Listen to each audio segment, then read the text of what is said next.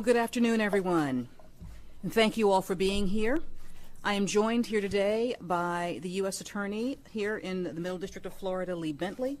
I'm also joined by FBI Special Agent in Charge, Paul Wiesapal, FBI Assistant Special Agent in Charge, Ron Hopper, ATF Assistant Special Agent in Charge, Trevor Vellenor. I'm also honored to be joined by Orlando Chief of Police, John Mina, and Orange County Sheriff Jerry Demings. I thank them all for being here with me as well. I am here in Orlando today to meet with our investigators and the state and local partners here on the ground, and to support the people of this great city and all of those who've been affected by this devastating tragedy. But I'm also here to reaffirm this administration's unshakable commitment to the safety of our citizens, to the security of our nation, and to the strength of our values. Now, earlier today, I met with U.S. Attorney Lee Bentley and his staff, who were helping to coordinate the Justice Department's participation in this ongoing investigation, which includes my colleagues at the FBI, ATF, the National Security Division, and the U.S. Attorney's offices here in Florida. I've also visited with some of the family members of those who have been lost and wounded in this attack. And this afternoon, I will also meet with state and local law enforcement and first responders. And I could not be more proud of all of the members of the Orlando community that I have met with and who are gathering to meet me here today. And I've made clear that the Department of Justice stands with them. Now, we are doing that in a number of ways. First, we are providing assistance to the first responders and law enforcement officers as they aid in the investigation of this heinous crime. In addition, the Department of Justice is making available $1 million in emergency funding available to the Florida Department of Law Enforcement. The state will be able to apply for these funds on behalf of Orlando and other affected jurisdictions to cover, for example, overtime costs for state and local responders. And we will move quickly to make this award as soon as possible. We are also offering emergency counseling resources to first responders to help them deal with the trauma that they, too, have experienced. Because in their bravery, they shoulder the dangers that are visited upon all of us, and they carry that weight long after the smoke has cleared. And we will continue to make any and all resources available to them as this investigation unfolds. But the Department of Justice is also determined to do anything that we can to help this community heal, to recover, and to become whole again. Our Office for Victims of Crime and the FBI Office for Victim Assistance have already worked with local, state, and federal officials and community groups to set up a family assistance center service. A family assistance center. And in this center, service providers are on the ground, providing crisis counseling and other critical support. And we are also making federal emergency funds and victim compensation funding available to cover, for example, family travel expenses, medical, mental health expenses, and other costs related to this tragedy. We also have experts in crisis response on the scene to help with both short and long-term planning to meet the needs of victims and the community. Now, there is no doubt that this was a shattering attack on our nation, on our people, and on our most fundamental ideals. But the message of Orlando goes far beyond one night of unspeakable terror. The message of Orlando that I have seen today, and what the American people have seen in the wake of this horrific assault, is a message of determination to remove hatred and intolerance from our midst, to live our lives freely and without fear, and to stay true to the principles of liberty, justice, and equality that define America at our best. And I'm deeply proud of the way that the federal, state, and local law enforcement officers and first responders here have gone above and beyond the call of duty. And I am so inspired by the strength and the resilience of the survivors and their loved ones. And I am deeply moved by the way that this community and our national community has stood together in support of one another, in defiance of terror, and in defense of our most cherished ideals. And let us be clear, those ideals include the understanding that our diversity makes us stronger, and that no matter who we are, what we look like, where we are from, or whom we love, this extraordinary nation belongs to us all. Now, I know that the LGBT community, in particular, has been shaken by this attack. It is indeed a cruel irony that a community that is defined almost exclusively by whom they love is so often a target of hate. And let me say to our LGBT friends and family, particularly to anyone who might view this tragedy as an indication that their identities, that their essential selves might somehow be better left unexpressed or in the shadows, this Department of Justice and your country stands with you in the light. We stand with you to say that the good in this world far outweighs the evil, that our common humanity transcends our differences, and that our most effective response to terror and to hatred is compassion, it's unity, and it's love. We stand with you today as we grieve together, and long after the cameras are gone, we will continue to stand with you as we grow together in commitment, in solidarity, and in equality. And once again, I want to thank all my colleagues for their outstanding work over this past week. And I want to express my gratitude for all that they and our partners on the ground have done here and will continue to do to move our efforts forward. And I want to pledge the ongoing support of the Department of Justice and the entire Obama administration as we work to ensure the safety and the security of all Americans. Thank you all, and at this point in time, I'm happy to take a few questions. Can you give us a timeline? Let me start here, and then I'll go to this lady in the front. So, gentlemen, and then... Attorney General, FBI Director Comey said last week that the FBI has twice investigated the gunman for possible extremist ties that he had closed the files. Did the FBI miss crucial warnings on this? Well, we're looking at all of that. As you note, this individual, Mateen, came under investigation a few years ago himself because of his own actions and his own statements. He was investigated. We looked to see whether or not he was going to act to carry out some of the statements he was making. Didn't find evidence at that time, and it was closed. He came under the radar again in the context of another investigation because someone that he knew had traveled overseas to become a suicide bomber, and he was interviewed then but was not directly involved in that matter. We are going back and looking at all of our contacts with him as we are asking people to look back at their contacts with him as well to determine what, if anything, we could have done better. So it's too early to say right now. We're looking at all of that. This lady here. Could you tell us if his family is cooperating with investigators, and also do you have any kind of timeline? I know it's been said days, maybe years, but do you have any better timeline of when a decision might be made about charging or not charging at least possible family members? Well, what I can say is that this investigation is active, it is open, it is ongoing, and we are seeking to talk to, as I mentioned before, anyone who knew Mateen and might be able to shed light on his motivations, on his actions, on anything else about him. So at this point, we're not discussing other individuals, except to say that we're seeking to gather as much information from everyone as we can. So at this point, we're not going down to provide that information at this time. And then I'm going to go to the gentleman in the back and then the lady in front. Yes. Yeah, no, you, sir. Are you open to releasing the 911 call recordings? A lot of the families have said that's crucial to them. The governor has indicated he would like to see that as well. Are you open to doing that? We are. As you know, we've released a transcript of one of the 911 calls and summaries of some of the other calls. When we have a situation like this, as we did in San Bernardino, where the killer is deceased, we are able to provide more information than we are often able to do when the matter is being handled in court as part of a court investigation, where, again, we are limited by the rules of evidence and what will be in court. So we are looking to be as transparent as possible and to provide as much information as possible. Over the course of time, we certainly are open to that. I can't tell you when or in what context, but I can tell you that we are open to that.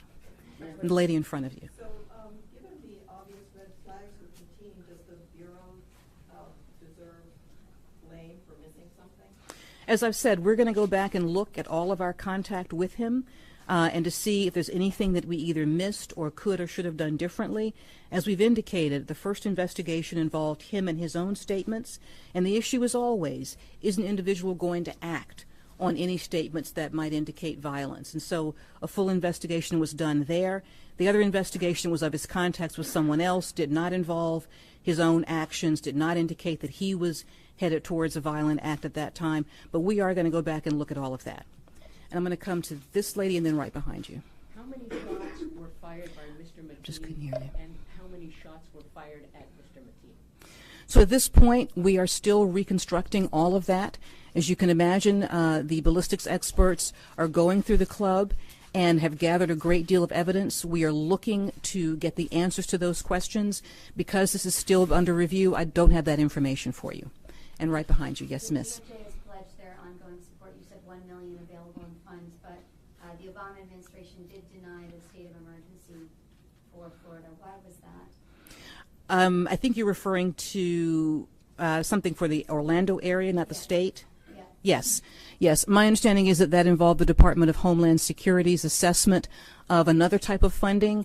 I'm not able to comment on that, but I do think that we have provided a great deal of assistance over the years. I believe just last year there, in fact, was a simulated exercise of an incident just like this that people in Florida, law enforcement in Florida, carried out in conjunction with federal authorities that went a great way towards improving information and the like.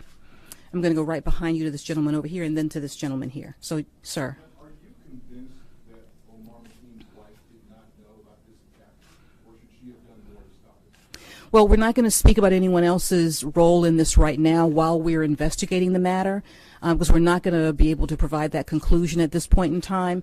As I said, we are trying to learn everything we can about Mateen and all the people in his ambit in the days and weeks and months leading up to this attack. And so we're looking into everything. And there's a gentleman here. Mateen went to a gun store before the attack and they asked for 1,000 bullets. What the investigation looks like the owner of the gun shop called the FBI. Has been done anything about this? Well, as you've seen, there have been reports about that, and in fact, actually it was in connection with another investigation. The gun shop owner was interviewed about another matter, and during the course of talking to federal agents, he mentioned that an individual had come into his shop that he deemed to be somewhat suspicious. It was Mr. Mateen, although, because he didn't make a purchase, he didn't buy anything, he didn't leave any ID, there was no way to determine who that individual was. And it was only after the tragic events of last weekend that the gun shop owner realized who that individual was and, of course, provided that information as well. And that is that, and we commend him for that and we thank him for that. Again, we're gathering all the information we can. Mateen did not make his purchase of the weapons at that gun shop. He went to a different gun shop and made purchases that he used that night. Can you tell us? And let me go to, I mean, you've already asked a question. I'm going to go to the lady right next to you and then this gentleman in the blue shirt. Yes, ma'am. As you've been asking people, if you see something, say something, have you gotten any new information about his activities in the weeks leading up to the attack? We're gathering all information. I'm not going to be able to give you a full readout on that because we're still processing everything. Sir. A long list of federal services that are being provided in Orlando right now. A lot of those were brought up last week and initiated last week. Anything particularly new today? Well, we are hoping to process the application to get the law enforcement funds out as quickly as possible. That would be $1 million that would help the Florida Department of Law Enforcement deal directly with Orlando's needs and other jurisdictions' needs to cover the overtime costs, to cover the issues here. We are continuing the emergency counseling for both the victims and for the first responders, and those will be ongoing. As a follow-up, the gentleman behind you and their staffs, have they brought any additional needs to your attention? Well, at this point in time, you know, again, we're taking all information in. I believe that everyone is involved in trying to process the resources that we have sent out, but if additional needs are identified, we will work to provide them. I'm going to go to this young lady, and then there's a gentleman here. So, Miss? Yes. Wondering if you can clarify some reports out there about the timeline what the gunman was doing before the attack. He went to the club, we're hearing 2 hours before the attack, got a wristband, spoke to security, and then came back. Is that accurate? Also, what can you tell us about any tickets he may have purchased, plane tickets for his family to go to San Francisco after the attack? Okay. I'm not going to be able to comment on those right now because, again, we're still putting all that together as a timeline. We do hope to be able to provide as much information as possible. I'm not able to give you that answer right now. What about this video? There's existence of a video of him using the rifle that he used in the attack at a gun range. Can you confirm the existence of that video and investigators are looking at it? At a gun range? There's video apparently of him using the assault rifle and practicing with it. Again, I'll have to ask the local investigators to confirm that with you. There is a lot of video out there, and we are trying to, again, provide as much information as we can. So I'll ask one of the local investigators to confirm or let you know about that one. And this gentleman in the back, sir. The phone calls that he made, 16, I believe, in the last few moments, he apparently made a goodbye call to somebody. Will we ever know who all those callers were, and have they all been interviewed? Well, we're working to identify anyone he had contact with that night, up to obviously and including any phone contact, any kind of electronic communication that he had, and we're still processing all that information as well. I'm going to go to this gentleman here. Yes. And then I'll go to this gentleman on you. Has your investigation found out if he's been to other gay clubs in the Orlando area, and can you comment on his interest in joining the law enforcement academy in Florida several times? Well, you know, he had a job as a security guard, and I believe he had expressed an interest in joining law enforcement. We're still tracking all that down. And with respect to his interest or involvement or attendance at gay clubs, that's been reported. Again, we are following every lead. I'm not able to give you a conclusive answer at this time. I'm going to go to this gentleman here. Thank you. Omar Martin have HIV in the autopsy exam? I'm sorry. Omar Martin have HIV in the autopsy? I don't have that information for you. I'm sorry. Ultimately, we are trying to obtain the autopsy reports for everyone who lost their life. The victims will probably come first, and then ultimately his. And depending upon the information there, we will see if we can release those. You know, I don't know the answer to that at this point. There was a lady in the back. Yes. Yes, ma'am. Are you confident that you'll ever be able to fully understand the motivation for it? You know, whenever you look at someone's motivation or intent, whether they're living or whether they're dead, you look at their actions and their activities surrounding the event. You look at what they said, you look at what they did, you look at how they behaved, and you come up with the most reasonable interpretation, the one that fits the facts there. And so we do feel that as we continue to build a timeline and a chronology and to build his life, that we will be able to determine this. I cannot tell you definitively that we will ever narrow it down to one motivation. People often act out of more than one motivation. This was clearly an act of terror and an act of hate. So we will look at all motivations and hope to come to a conclusion there. I'm going to go to someone who has not asked a question, then I'll come back to you and this lady. So, sir? Is the grand jury being used in this case, and if so, why go down that route? I'm not going to comment on whether a grand jury is being used. We don't comment on the investigative techniques, but we are looking at everything. I can tell you that. Has his wife left the state of Florida? I'm sorry. Has the shooter's wife left the state of Florida? Right now, I do not know exactly the answer to that. I believe she was going to travel, but I do not know exactly her location now. So there's a young lady here who has not asked a question. There's a gentleman in the back who has not asked a question. So this young lady. Were any victims, including people still in the hospital, shot and killed, I believe? You know, we don't know right now the trajectory of all the bullets that were used in the club. We are still involved in reconstructing where all the bullets traveled and also how all of the victims died. We will find that information out. It will be part of the information that will be made available to you. We don't have the answer just because we have not finished that assessment. And there's a gentleman all the way in the back who hasn't asked. We've heard a lot of talk about homegrown, domestic-grown terrorism. Going forward, how is the Justice Department going to help protect the citizens of this country from something that isn't this foreign-sounding threat from across the ocean, but is right here in our neighborhoods, in our county? Mm-hmm. You know, we have spoken about our concerns about homegrown extremists for some time now. With all sorts of motivations and all sorts of reasons for what they do.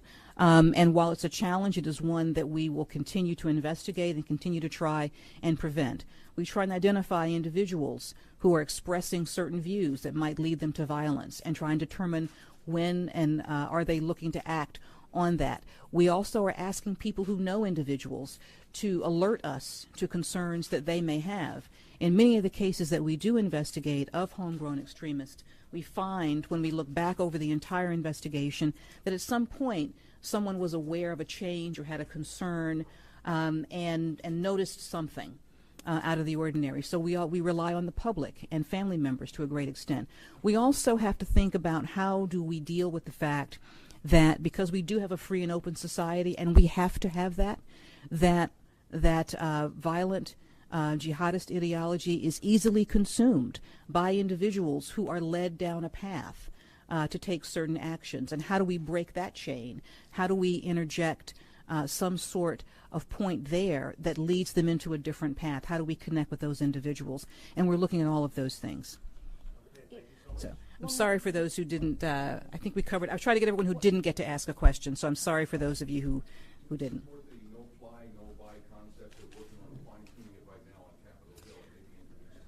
We've expressed the department's support, in particular for the Feinstein Amendment that would give the department two very important tools: the ability to stop the sale of a gun to someone on the no-fly list, as well as the ability, should a person challenge that, because they would have that right as well, to litigate that matter in a way that protects our sensitive, secure, and classified information. So those are the two concerns that we have always had with that, and we're grateful that Congress is looking at addressing those concerns and trying to close this particular loophole for terrorists. Can you also tell Thank us you. whether this event whipped up? Attorney General's remarks are on justice.gov. Thank you for joining us today for today's meeting event. Have a great day.